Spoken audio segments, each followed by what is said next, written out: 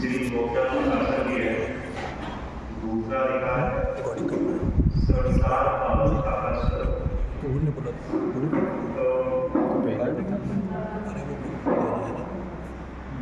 संसार अवस्था माने मोह राग के द्वारा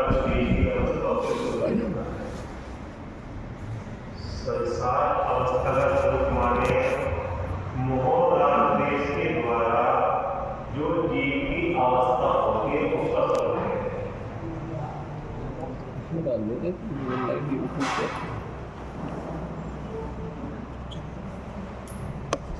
संसार अवस्था का स्वरूप माने मोह राग देश के कारण जो जीव की अवस्था होती है उसका स्वरूप। मिथ्या भाव अभाव से जो प्रत्यय भाव,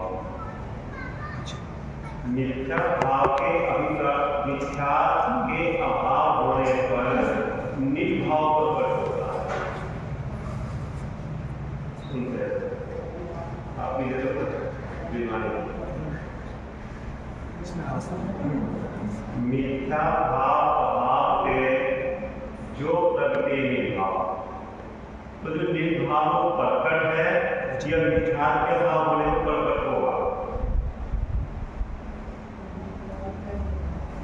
जो निर्भाव है वो मिथ्या के अभाव में प्रकट होगा कि मिथ्या के समय निर्भाव प्रकट है, लेकिन मिथ्या के कारण वो प्रकट दिखाई देते हैं। सो जयवंत हो सदा,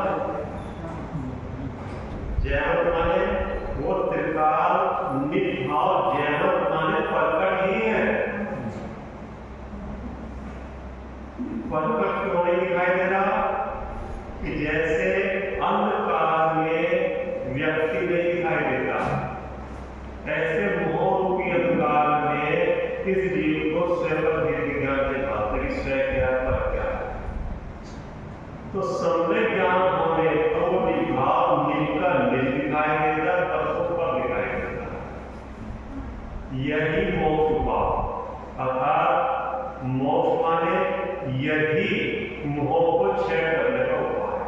ठीक है ना। अब 26 नंबर का प्रश्न लिखा होगा नवीन पद्धति।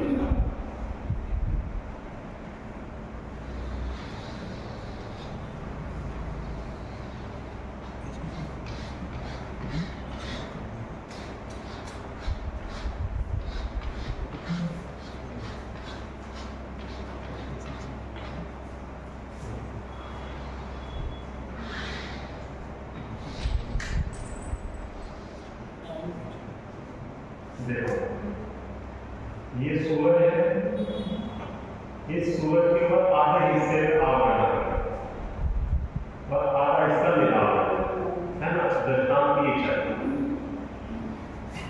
वहां नवीन पद कैसे होता सो कहते हैं। जैसे सूर्य का प्रकाश है के साथ सूर्य का प्रकाश दिखाई देता है आपके चारों, सो मेघ प्रदर्श से जितना व्यक्त नहीं है।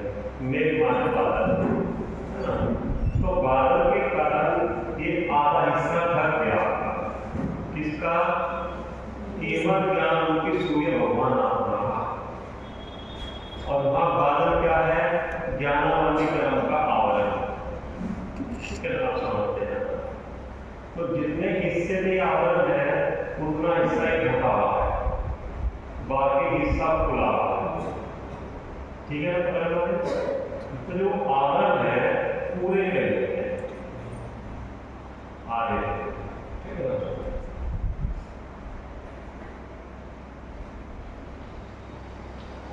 या पूरे जैसे दर्शन के कर्म की भूल आगे बैठ जाती है ना, ऐसे ही आवरण कैसे बैठा हुआ,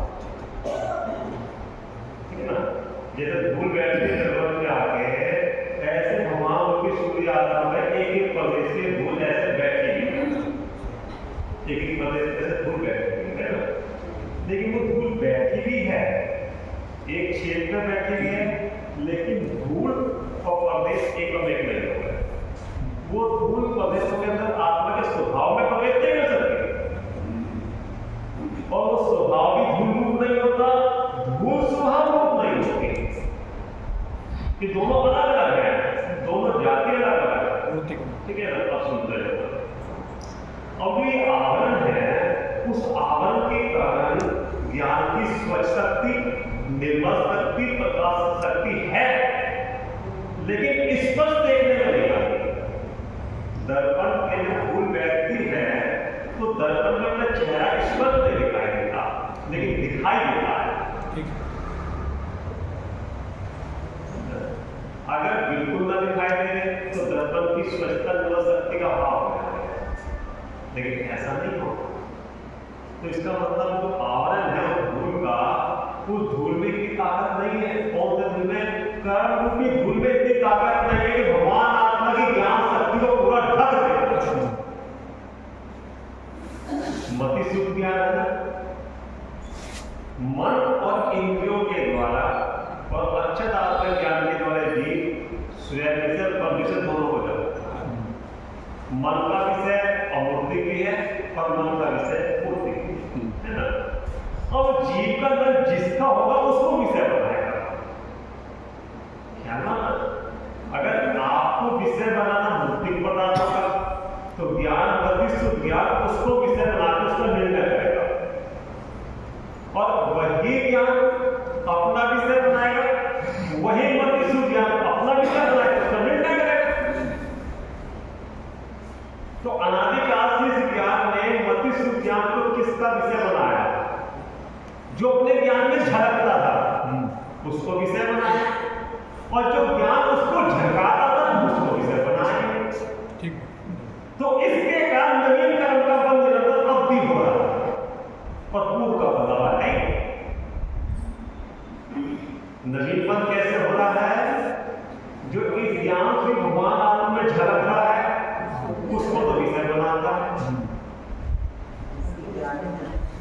खाली विषय नहीं बनाता, उसको विषय बनाकर उसमें इष्ट अनिष्ट होने की बुद्धि करता है। जो इष्ट लगता है उसे अपने पास रखने की कोशिश करता है, जो अनिष्ट लगता है उसको दूर करने की कोशिश करता है। जबकि सब जगत का पर्ण सतत स्वाधीन अपनी अपनी योग्यता से प्रमाण करता रहेगा। इस विपरीत धूल के कारण वो जीव झलकने वाले पदार्थों में उत्साह करता रहता है। वो ज्ञान का जो व्यापार है, वो ज्ञान का व्यापार ज्ञान में चल रहा है कि ज्ञान का व्यापार पर में चल रहा है? ज्ञान का व्यापार हो रहा ना, अब भी ज्ञान का व्यापार हो रहा है। अब समझ कि ज्ञान का व्यापार अब भी पर में हो रहा है, किससे में हो रहा है? पर में हो रहा है। बोलो अब भी ज्ञान का व्यापार पर में हो रहा है, किससे में हो रहा है? पर नहीं हो रहा। ज्ञान का व्यापार हाथ से निर्णय करके मैं कौन हूं, मेरा स्वरूप क्या है, मेरा कार्य क्या है, मेरा लक्षण क्या है। अगर वो यहां से निर्णय करके अपने ज्ञान का चेतन में पूर्ण यहां हो तो नवीन कर्म का बंध नहीं होगा।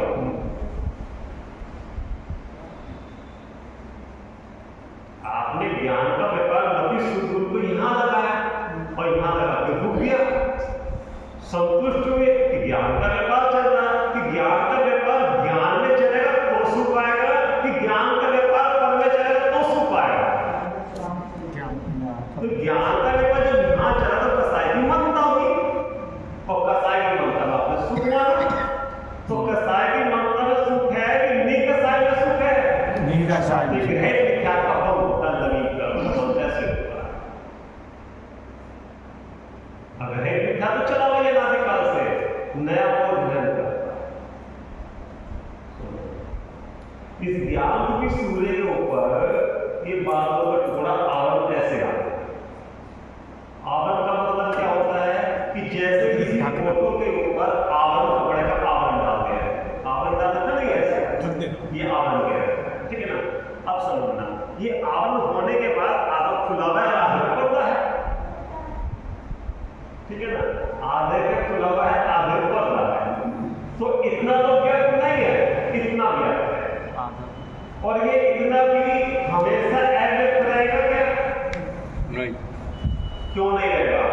क्योंकि त्रिकाल नहीं है आवरण, अनादिकाल से तो है, अनंत काल तक नहीं रहेगा। ध्यान वाली बात। एक बार अब ये आवरण क्यों आया, उसका कारण ये भी तो देखना है। अपने ज्ञान में आवरण आया है, ज्ञान बनने का, दर्शना बनने का आवरण आया क्यों है? आया तो अपनी योग्यता से है। जो कर्म की सूक्ष्म कर्म की जो धूल है, आई तो अपनी योग्यता से है, अपने समय पाई है, लेकिन जीव के भावों का निमित्त पाकर आई है। इसको निमित्त में संबंध कहते हैं। दो दर्जन में कर्ता कर्म संबंध नहीं है ना, पर अपने मानते कर्म ने दुखी कर रखा है। तो कर्मों को तूने बुलावा दिया था, तभी तो तेरे भाव का निमित्त पाकर तेरे पर्दे से पाकर बैठे। अपनी करे करनी आप करे से और की करता और क्यों नहीं? अगर जीव कर्म के उदय में ज्ञाता रहता तो ये आवरण आता है नहीं। अपने में सावधान रहते तो रोज सफाई करते ना अपनी। ज्ञानाभ्यास करें मन माई ताकि मोह मातम न। जब ज्ञान की सफाई करते तो मोह की जो बुद्धि कैसे आगे बैठती आपके दर्पण पे। अब समझो, अब ये आवरण है, आधे है आधे के लिए, तो ये व्यक्त है कि नहीं? ये हिस्सा मति शुद्ध ज्ञान है, वो व्यक्त है कि नहीं? कैसे समझना? मति शुद्ध ज्ञान जितना भी है उसमें तो आवरण नहीं है। अगर उस मति शुद्ध ज्ञान में भी आवरण आ जा रहे तो ज्ञान का अभाव हो जाएगा। एक बार फिर किसको देखकर ये भान होगा कि मैं हूं।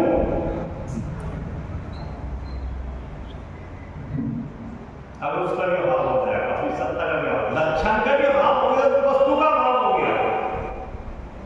हमें तो पता कितना खुलावा है, कितना, ठीक है ना?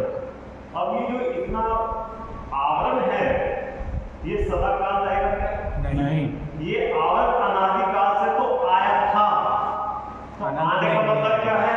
जो चीज आती है वो जाएगी। ये आवरण त्रिकाल है क्या? नहीं। अविनाशी है क्या? नित्य है क्या? नहीं। जीव के साथ में कौन सा संबंध है? इसके साथ में एक क्षेत्र संबंध। तो एक क्षेत्र में रहने पर धूल और क्या दर्पण एक क्षेत्र में रहने पर ठीक हो सकते हैं? क्यों नहीं हो सकते? प्रदेशन उनके कारण, समानांतर प्रदेशन का जिस सबके कारण दर्प किसी न किसी आकार रूप में रहता है। समझ, ये जीव का प्रदेश गुण है पूरा का पूरा, ये आकार, ठीक है। अब जीव के दर्शन ज्ञान आदि अनंत गुण इसमें व्याप्त है। अब ये ज्ञान गुण जितने भी है वो इससे बाहर नहीं निकल सकते, अपने अपने आकार में व्यापेंगे। तो जीव के जो ज्ञान दर्शन है वो बाहर नहीं निकल सकते, और इसके नजदीक में जो अन्य द्रव्य है इसके अंदर प्रवेश नहीं कर सकते। तो क्यों नहीं कर सकते? जगह ही नहीं है इसमें। वो आत्मा की प्रत्येक दर्शन पर्याय जितने यहां तक व्याप्त है, पूरे में कहीं जगह ही नहीं है। तो जब जगह ही नहीं है तो कहां घुसेंगे? हमें दुखी कर दिया तो दुखी तो जब गए थे वो घुसेगा दुखी करने के लिए। आपके ज्ञान को घुसेगा तभी तो दुखी करेगा। जो सूरज ज्ञान की सूरज है वो त्रिकाल है कि क्षणिक है? त्रिकाल है। वो आया है कि था?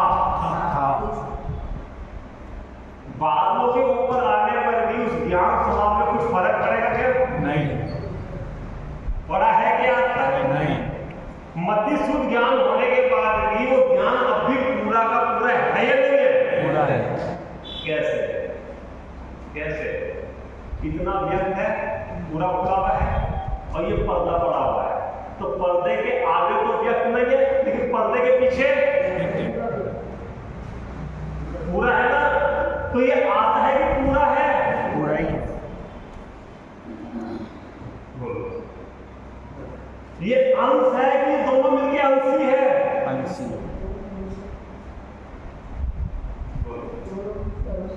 ये दो टुकड़े के एक ही है। ये एक कैसे है कि केवल आधे पे आधा आधे पे कपड़ा डाल रखा है। इतने हिस्से को खुला देखकर आपको किसका भान होता है? सूर्य को। ध्यान देना ना कल नहीं, वो ध्यान देना। तालाब के अंदर हाथी मारा, ध्यान है ना, हाथ से मारा और हाथी पूरा का पूरा डूबा हुआ है, फिर उसका कान दिख रहा है। अब कान देख के आपने क्या अंदाजा लगाया? हाथी कान दिखाई दे रहा।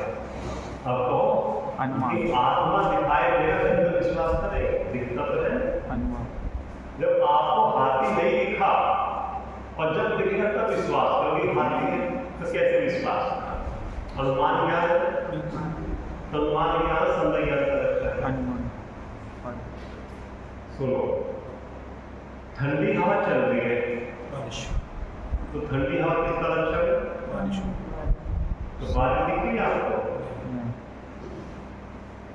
तो फिर कैसे अंदाजा लगाया? जब हाँ अंदाजा लगा सकते हो लौकिक काम में, और यहाँ अपनी सत्ता को स्वीकार करने के लिए वो दर्शा अपने आप को कि मैं हूँ पति से मैं हूँ। अगर मैं नहीं हूं तो ये किसका है? प्रकाश जानवर माना किसका है? अगर मैं नहीं होता तो जानवर बनाया कहां से? उधर में तो नहीं जानवर बना, उधर तो गर्म हो रहा है, स्पंदन है, उसकी पर्याय है। कभी इस चीज का अंदाजा लगाया? मिट्टी की काया बीच में पता चलती, मिट्टी की काया और एक मिट्टी का वो भी पड़ा मुर्दा, मुर्दा पड़ा ना मुर्दा, और एक ही मुर्दा यहाँ बैठा हुआ। तो इस मुर्दे में उस मुर्दे में क्या अंतर है? कुछ नहीं अंतर है। एक मुर्दा ये पड़ा और एक मुर्दा यहाँ बैठा। तो इस अंतर में क्या दोनों में? इस मिट्टी की काया को चिन्ह निरंतर भिन्न भाग रहा है, वो कौन है? वो चिन्ह जो भाग रहा है, चेतन मिट्टी में जा रहा है कि चेतन में जा रहा है? चेतन में जा रहा है। उस मुर्दे में हलचल क्यों नहीं होती? इस मुर्दे में हलचल क्यों होती है? कि वहां केवल एक सत्ता है, यहां दो सत्ता है। अगर दूसरी सत्ता यहाँ पे है तो वहां पे नहीं है, तो उसका मतलब यहाँ दो है, एक में। ऐसे अपनी निज सत्ता का भान होता है।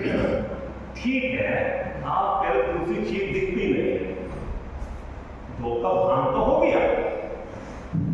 क्योंकि ऐसा भैया, जब तक सत्ता का स्वीकार नहीं होगा तो कार्य किस में करेगा? अहमपना किस में करेगा? सत्ता ही दिखाई देगी। मतलब कोई वस्तु दिखाई देगी तभी तो अहमपना करोगे उसमें। जमीन होगी तभी तो उसमें आप अगर बिल्डिंग बनाओगे। क्या बात?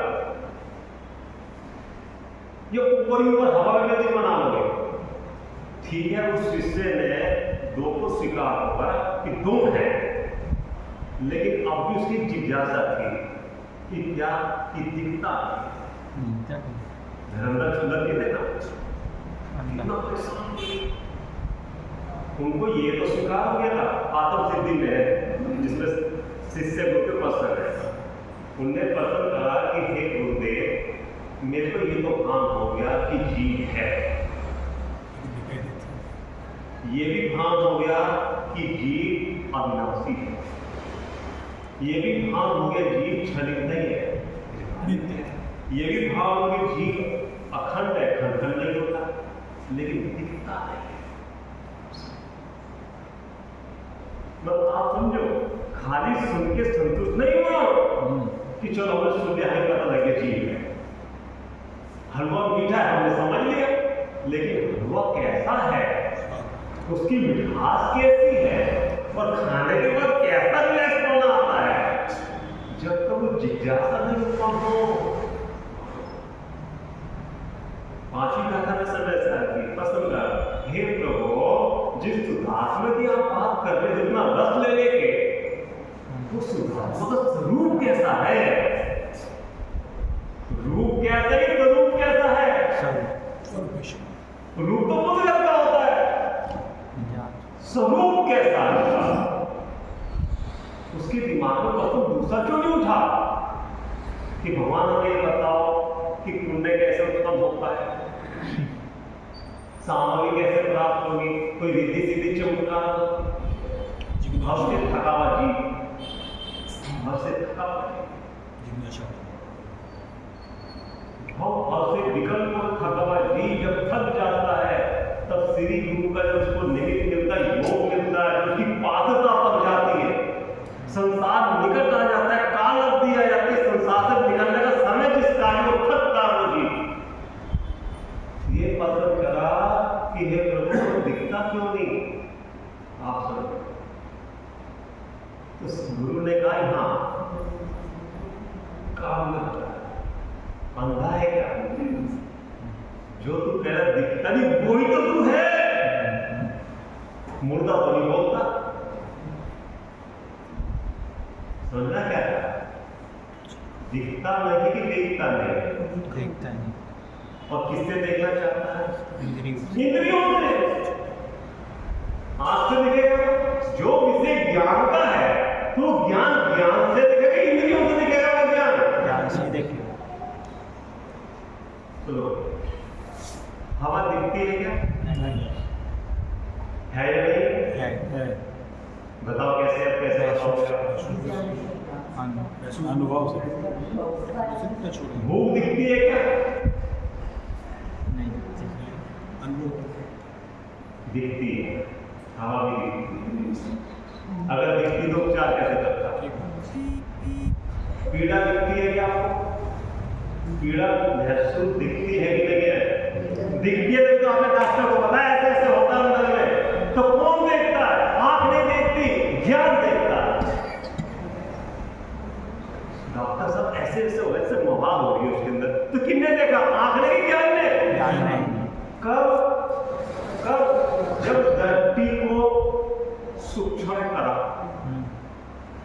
उपयोग को एकाग्र करा, सारे विषय बोल करके उन्हें दृष्टि का विषय क्या बनाया? वो उपयोग को चारों तरफ से समेटे किसने लगाया? आप समझो, जो चीज नहीं दिख रही थी विषय बनने के बाद और उपयोग एकाग्र बनने के बाद दिखने लगी विषय। अमूर्तिक थी ना वो सारी चीज, पीड़ा को अमूर्तिक थी ना, तो कैसे दिखी वो? जब उसको विषय बनाया और उसी विषय को फोकस करा, हाईलाइट करा उस विषय को,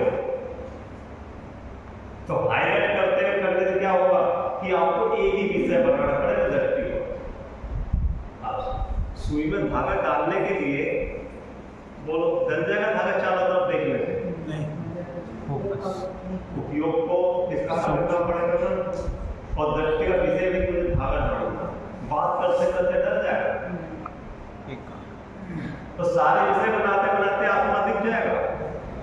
आत्मा भी चाहता है, आत्मा का सुख भी चाहता है, ये विषय छोड़ना नहीं चाहता।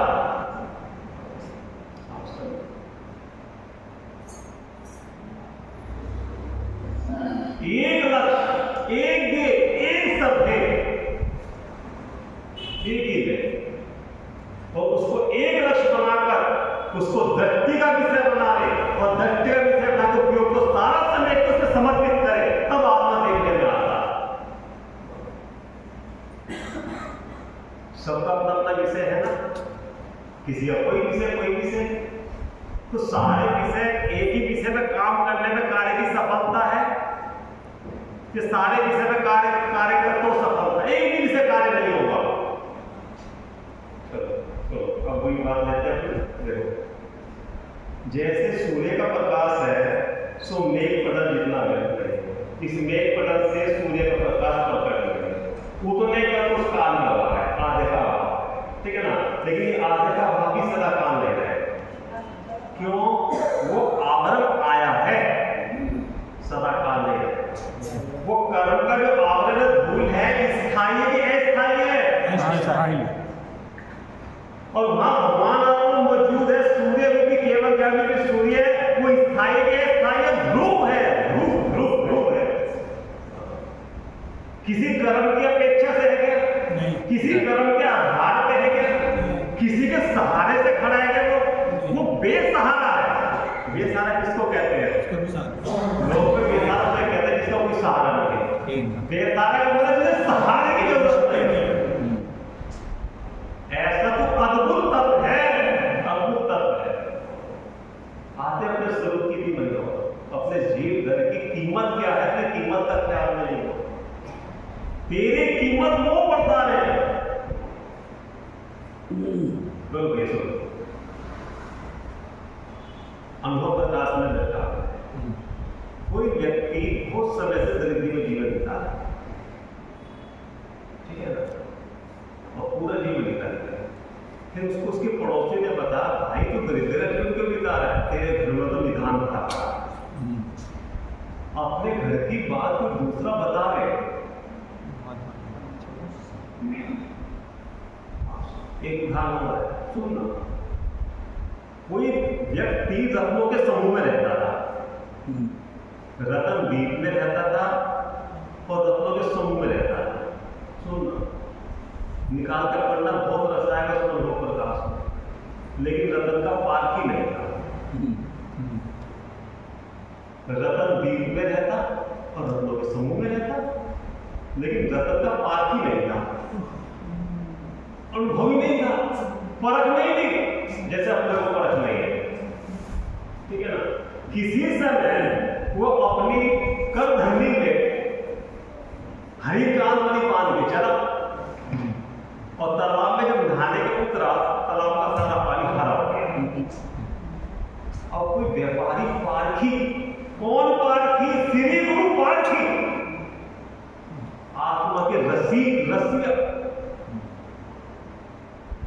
वो परख जानते हैं, तू भगवान सच्चिदानंद प्रभु है, तू पावन नहीं, ये नहीं, देहातीत भगवान है। वो चमड़े को नहीं देखते, चमड़े जो भी भगवान आता है उसको देखते हैं लोग। उसने जब जोहरी देखा कि जो हर तालाब का पानी हरा कैसे हो गया, अपने आप तो नहीं होता, ये हरित कांत का प्रभाव है, और हरी कांत वाली बहुत महंगी होती है, और ये मूर्ख उसको लेके ऐसे घूम रहा है, तो जरूर उसका पार्क नहीं मूल्य नहीं जाना। जब वो व्यक्ति तालाब से बाहर निकला, कोई झोले ने कहा कि भाई ये हरिकांत वाली बहुत मूल्यवान है, चल मैं तेरे को उसको मूल्य दिखाऊं, समझना। राजा के पास ले गया, राजा ने जब हरिकांत हरिकुंठ ने कह दिया मेरे पास इसका मूल्य नहीं देगा, अमूल्य वस्तु, वो जोहरी उसको फिर दूसरे राजा के पास ले गया। उसने 100 दिनार मंदिर भर जाकर इतनी घोड़े लय सोनी, और वो व्यक्ति बड़ा पछताया, इतना सोना मिलने के बाद अब क्यों पछताया? इसका जवाब, इतना मूल्य मिलने के बाद ही क्यों पछताया वो? बोलो, जब मूल्य मिल गया तो नहीं पछताना चाहिए उसको। मेरे पास मेरी वस्तु और उसका मूल्य कम मुझे नहीं पता, दूसरे को पता है, तब उसको अपनी महिमा आई अपने मूल्य की। बोलो, तू क्या कह रहे हैं? विचार होकर तू प्रभुता संपन्न है, प्रभुता है तो गरीब नहीं है, दीन नहीं है। ये दीनता छोड़, ये दीनता का समय नहीं है, प्रभुता को स्वीकार करने का समय है। कैसे प्रभुता मानता है? इस पत्थरों से, कपड़ों से, गाड़ी से, इज्जत से, विनाशी का क्या विनाशी है? बोलो, विनाशी का विनाशी है जिससे तो अपनी स्वभाव की पहचान मानता, अपनी प्रभुता मानता हो। अंदर में ऐसे अटके चलता है जैसे मैं कुछ हम भी कुछ है, ऐसा अहंकार, नशा। आप समझो, अरे प्रभु यहाँ कह रहे हैं तो कुछ भी नहीं, 3 लोग का नाम है, कुछ नहीं है, 3 लोग का नाम है। देखो अभी जितना आवरण है ये आधे ही पूरे हैं, आधे पे है और पीछे आवरण के पीछे पूरा दो टुकड़े हैं कि एक ही देखिए सूरज की एक किरण में इतनी ताकत है कि बादल उसको रोक नहीं पाए। होता है ना कि जरा से तिरछी किरण निकल के बादलों से, वो किरण है कि सूरज है?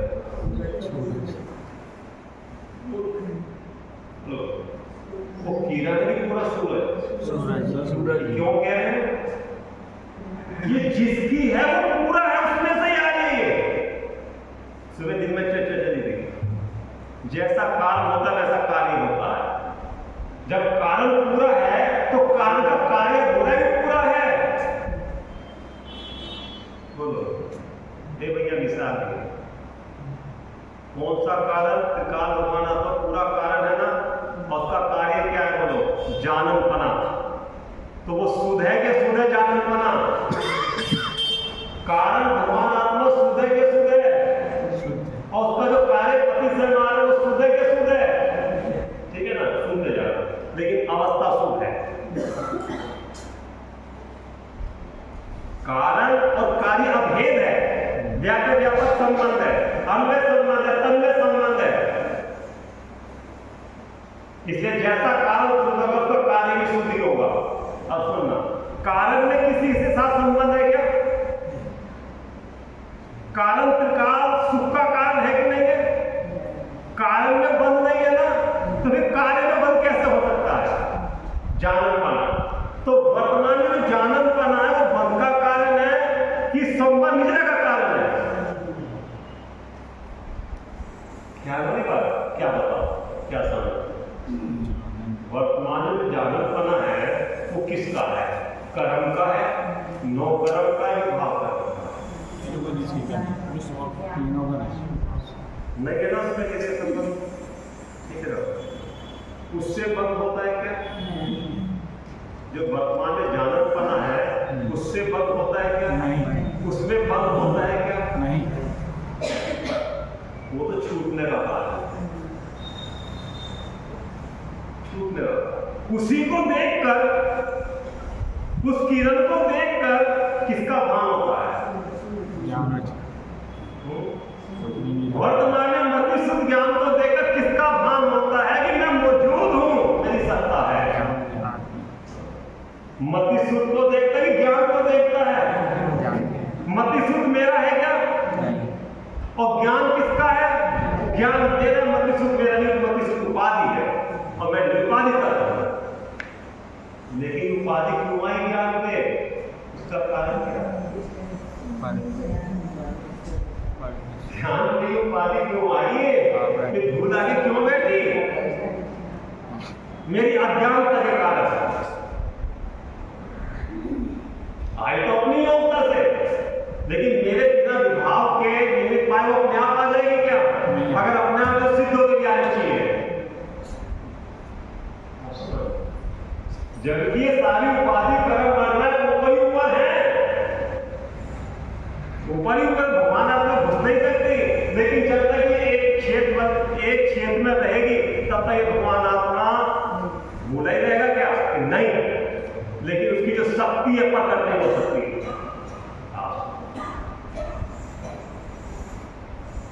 अभी तो अपनी योग्यता से निमित्त नगर के संबंध से हुई, लेकिन निमित्तों में भोला के परिणाम है ना। क्या कह रहे थे?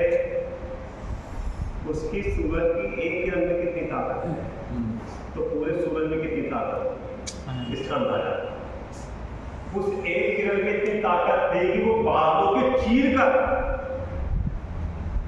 इतने घने बादलों को चीर कर भी अंदाजा लगाना, अभी अंदाजा नहीं लग रहा। उस इतनी सी किरण में इतनी ताकत है कि पूरे बादलों के समूह को चीर कर अपने को दर्शा रही है। तो जब एक किरण में इतनी ताकत है तो ये जिसकी है उसमें, तो ये जिसकी है उसमें कितनी ताकत होगी, कितना ताकतवर चीज होगा। और ताकतवर चीज दृष्टि में आने के बाद, ताकतवर चीज दृष्टि में आने के एक बार जचने के बाद उसको स्वीकार करोगे। जब ज्ञान ने अपनी ताकत जान ली, उसका वैभव जान लिया, ज्ञान की एक समय की पर्याय में जब इतनी ताकत है कि अनादिकाल के मिथ्यात्व संतान बंधु को चूर चूर कर दिया। ज्ञान ने जब निर्णय करा वस्तु स्वरूप का, कौन से ज्ञान ने? मिथ्या शुद्ध ज्ञान से निर्णय करा। आप समझो, आवरण सहित ज्ञान ने निर्णय करा, लेकिन आवरण सहित ज्ञान ने क्या कर निर्णय करा कि मैं निरावरण था तो आवरण मेरे स्वभाव में नहीं है, ये निर्णय करा। समझना, सब में ज्ञान है, आवरण है तो सही, लेकिन मेरे स्वभाव में नहीं है। तो स्वभाव का बल बढ़ाया, और स्वभाव का बल जो जो बढ़ता गया वो आवरण दूर होते गए। कल भी क्या कहा था? जो जो सूरज का प्रकाश, सूरज की गर्मी बढ़ती जाएगी, बादलों को हटाना पड़ेगा क्या? भगाना पड़ेगा क्या? कर्मों के गीत गाने पड़ेंगे क्या? कर्म ध्यान विधान करने पड़ेंगे क्या? तो देखा कि कर्म ध्यान विधान करा रहे हैं, तो कर्म ध्यान विधान विधान कराओ। शुद्ध चित्रू धड़कती भी धड़क लगाओ, शुद्ध चित्रू की धड़कती धड़क धड़काते ना जमीन को फूंक मार मार के, कब से आएगा? धड़काते ना फूकने से। ऐसे ज्ञान की सूर्य को जितना जितना स्वीकार करोगे, ये मिथ्यात्व के कर्मों की जड़ें हिलने शुरू हो जाएगी। बोलो ये किसमें ताकत है? कर्मों में ताकत है कि आप में ताकत है? और सुनो, कर्मों में ताकत कहां से चलोगे? कर्म क्या वस्तु है भैया बताओ? कर्म क्या वस्तु है? क्या वस्तु है कर्म? कोई वस्तु है क्या? कोई दर्द है क्या जिसका भाव नहीं? कर्म अपने विभाव का ही फल है, तो वस्तु तो नहीं। कर्म कैसे उत्पन्न होंगे? अपने को भूल कर। और कर्म कैसे दूर होंगे? जिसको भूला उसको मुख्य कर।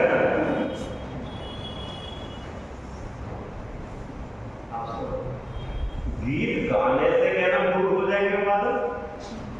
मैं आत्मा ज्ञान दर्शन में गीत गाता है, दूसरों को सुनाता है, ऐसा ज्ञान में पहले जचे कि मैं ऐसा रूप तत्व हूं।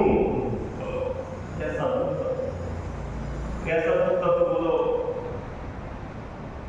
उसको चमत्कार है ज्ञान का, चमत्कारी का जादूगर दिखा, जादूगर है ज्ञान को। आप हार के किससे चमत्कार में घूमते हो ना? अगर चमत्कार देखो तो सीता जी से देखो, चमत्कार कैसे आत्मा का चमत्कार मुझे अंदर में आया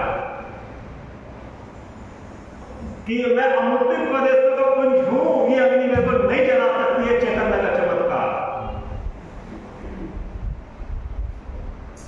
वो चमत्कार तो दिखाई देखो, देवों ने आकर्षित करके पानी हो गया साथ, लेकिन वो आत्मा कौन? सीता जी की आत्मा अपने को आत्मा देख ली थी। आत्मा ने अग्नि को नहीं जला सकती। क्यों? मैं ऐसी स्वभावी में को जला ही नहीं सकती। ये आत्मा का चमत्कार नहीं है, आत्मा का बल नहीं है। घबराई क्या बंधन में? मतलब घबराई क्या? गज कुमार के सिर पे अग्नि धिगनी अंगारे जलते रहे, ये है आत्मा का चमत्कार। देख लो आत्मा की महिमा। वो क्या देख रहे थे? अग्नि को देख रहे थे, अग्नि जलाने वाले को देख रहे थे, कि गायक को देख रहे थे।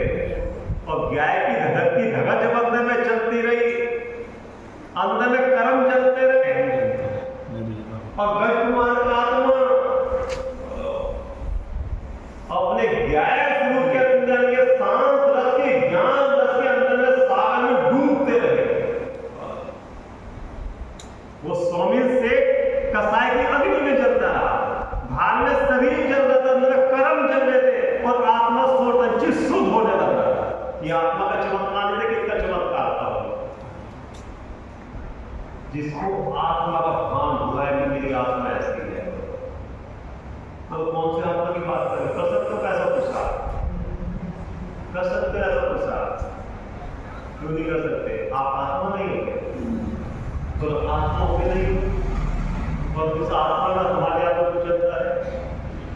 सीता जी की आत्मा, मैनानंद की आत्मा में और गुणवती की आत्मा में, अंजना जी की आत्मा में कुछ अंतर है कि हमारे में कुछ अंतर? अरे वही आत्मा थी, उन्होंने अपने को भेद से नहीं देखा, उन्होंने अपने आप को आत्मा देखा। संयोग से देखने पर कमजोरी आती है, संयोग से देखने भय उत्पन्न होता है। लेकिन जब ये देखिए भय की जो वस्तु मेरी वस्तु है ही नहीं, और मेरी वस्तु भय से नहीं, तो किसका भय करूं? किसका भय करूं? बोलो भैया, ये भय की वस्तु है ना, ये वस्तु मेरी नहीं, भय खत्म। लेकिन मर ना जाओ, ये वस्तु मेरी है ही नहीं, मेरा मरण भय के नहीं देता। क्या कह रहे हैं? भय कब तक है? जब तक ध्येय को अपनी देखता है, सब वस्तु का तब तक भय। जो जो प्रकाश उत्पन्न होता जाएगा तो आवरण हटते जाएंगे। तो जो जो ज्ञान ज्ञान को स्वीकार करता जाएगा, ज्ञान ज्ञान को स्वीकार करके ज्ञान ज्ञान में रमता जाएगा, तो कर्म रूपी बादल हटते जाएंगे, हटते जाएंगे। कल उदाहरण दिया था ना, वो सूरज के आगे जब बादल आ गए तो सूरज भयभीत होता है क्या? घबराता है क्या? उसे अपनी ताकत का अंदाजा है ना। ध्यान देना कि किसी व्यक्ति का सोना लेके अग्नि में फेंक दिया तो बड़ा घबराता होगा कि क्यों नहीं घबराता? कि सोने अगर अग्नि में सोने को जला दे तो, और कीचड़ में फेंक दे तो भाई मैदा हो गया तो क्यों? क्योंकि अपने सोने बने का भान है कि सोना अग्नि में जाएगा तो भी उज्ज्वलित होगा, निखरेगा। कीचड़ में जाने के बाद कीचड़ नहीं रहेगा। ऐसा मेरा सोना है। खाली कहने सुनने की बात नहीं है, सुनाने की बात नहीं है। यहां जिसके ज्ञान में ऐसा आत्मा जचा है, ज्ञान में जचा है, शब्दों में नहीं, ज्ञान में जचता है। और जब ज्ञान में जचता तो सदा स्वीकार करती नहीं करती, और जब श्रद्धा स्वीकार करेगी तो ज्ञान का रमनता, ज्ञान का परमत ज्ञान में होगा कि राग द्वेष में होगा। और जब मति सूद का परमत राग द्वेष में होता, नवीन कर्म का फल होता है। अनादिकाल से धूल तो बैठी हुई है, इस धूल को बहुत बुला के बैठने से हो जाएगी, बहुत धूल हो जाएगी, और एक दिन ऐसी दशा होगी निगोद में पहुंच जाए, उसमें अनंता भाग रह जाएगा। अक्षर के अंदर भाग रह जाएगा तेरा ज्ञान का, तेरी अज्ञानता के कारण। आप समझना। और यही कहते हो कि धूल धूल में, ज्ञान ज्ञान में। ये कह रहे धूल मिट जाएगी, इसका तो विश्वास करके कि धूल ज्ञान रूप नहीं होती, ज्ञान धूल रूप नहीं होता, ऐसा सिद्धांत करके धूल को मेटने का उत्साह करे, ये तो नास्तिक का कथन हुआ। ज्ञान को स्वीकार करके हमने कथन, ये अस्थि का कथन है। कथन दोनों प्रकार से है, खाली एक से कथन नहीं है। अंतर का कार्य करने के लिए भारी साधन भी जरूरी है। अंतर का कार्य करने को केवल भारी साधन में लगे रहे और उसी धर्म मान ले तो भेद मिथ्या है। अंतरंग भी है और विधन भी है। बहिरंग का भार का कार्य कर, अंतर का कार्य कर। आप समझ, जैसे जैसे उसकी शुद्धोपयोगी बढ़वारी होती है, भारी कारण का भी अपना मन लेता है, लेकिन भारी कारण को धर्म नहीं मानता। जो कर्मों के आगमन में जिनके निमित्त से कर्म आते हैं, उन निमित्त से बचता है। बहिरंग साधन ये बुद्धिपूर्वक बचता है। आप समझ लो, ये हमारा क्या करेंगे? ये तो तेरा कुछ नहीं करेंगे, तू अपने परिणामों से अपना बुरा कर, ऐसा लिखा आचार्य। ये कुछ नहीं करेंगे, ये तो चले तू अनादिकाल के जो तेरी परमेश्वर बुद्धि है ना, इसकी बुद्धि तू अपना ही पूरा करेगा। जिसको भक्त का भाव करना है वो चारों तरफ से चौकस होकर अपने घर में बैठता है, एक ही स्वाद नहीं छोड़ता भार में, चारों तरफ से चौकस होकर, जिसे जल्दी निकलना। कितना सावधान होगा, कितना सावधान से भक्का भाव करना, इसी हमें भक्का भाव करना नहीं करना। आप समझे, अभी तो ये निकल भी गया अंदर में। ऐसा आचार्य भगवंतों ने रखा है कि जब उसको ये विकल्प शुरू हो जाता है कि मुझे भक्का भाव करना है, तो समझो उसके अन्य विकल्प खत्म हो गए। बोलो, इतने बड़े जीवन में सुनने पढ़ने के बाद इस 24 घंटे में कभी ऐसा विकल्प आता है कि मुझे भक्का भाव करना? इतने विकल्पों में कि बहुत संसार में घूमते घूमते बहुत समय हो गया, ये कब तक करते रहेंगे? खाना पीना सोना जागना, ये नाटक कब तक चलता रहेगा? कि हमारे जीवन में यही काम है, हमारा जीवन इसीलिए है क्या? बोलो, इसी में अपना जीवन पूरा कर लेंगे। खाए पिए सो गए, खाए पिए सो गए, फिर काम में लगे, सुबह उठते बोल, फिर रसोई में लगा, क्या बनाना क्या बनाना क्या बनाना। ये मुझसे पता इसीलिए क्या? बोलो बोलो, इसलिए बोलो काय के लिए? बोलो भैया, सार्थक करने के लिए। जैसे अंकल जी ने प्रतिज्ञा करी, हे प्रभु हमें शादी करके बंधन नहीं पड़ना, हाथ में मेहंदी लगाकर तुम क्या सोचोगे हाथ में मेहंदी लगा घर में बैठ जाए? हमें तो अपनी आत्मा का हित करना। धर्म खतरे में है, धर्म खतरे में है। धर्म की रक्षा करने के लिए, धर्म की रक्षा करने के लिए पूरा जीवन समर्पित कर दिया। धर्म की रक्षा करोगे तो धर्म की रक्षा तभी होगी ना। ये धर्म है, भारी धर्म की साधन है।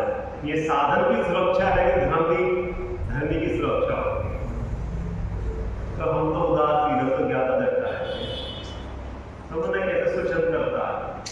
हम तो कुछ भी होता है ज्ञाता दृष्टा रहते हैं, घर में दिखा ज्ञाता दृष्टा रहता है, मायाशाली करता है। अंदर मिथ्यात्व कसा है, संतान नदी मायाशाली है। जब धर्म के कार्य में आपड़े कार्य शरीर से मेहनत करने पड़े, देना पड़े, तब तो ज्ञाता दृष्टा रहते हैं। और एक दम दूसरे को कुछ करता ही सब पकड़ो सदम साथ, जो होना वो अपने आप हो जाए। और जब घर का काम आगे बढ़ता है, देखो तो ज्ञाता दृष्टा है कि 24 घंटे रात भर लगा रहता है। चौथे सम्यक दर्शन होने के बाद भी ज्ञाता दृष्टा नहीं रहता, सावधान के पीछे ज्ञाता दृष्टा है। चौथे उत्तान में सावधान के पीछे ज्ञाता दृष्टा है, और जब स्वरूप में लीन होता तब ज्ञाता दृष्टा होता है। अगर सावधान चाहे तो भी ज्ञाता दृष्टा हमेशा हो जाए तो वीतराग मुद्रा हो जाएगी हमेशा के लिए। आपको मतलब अच्छा ध्यान नहीं करना। परमादी लोग ना काम छोड़ो, काम से बचने के लिए ना, अरे हमसे नहीं होता, दल का परमाणु स्वतंत्र है, जैसा होना हो जाए। तो खाने पीने की चिंता क्यों करता है? जब भूख मिट जाएगी अपने आप ही मिट जाएगी। विचार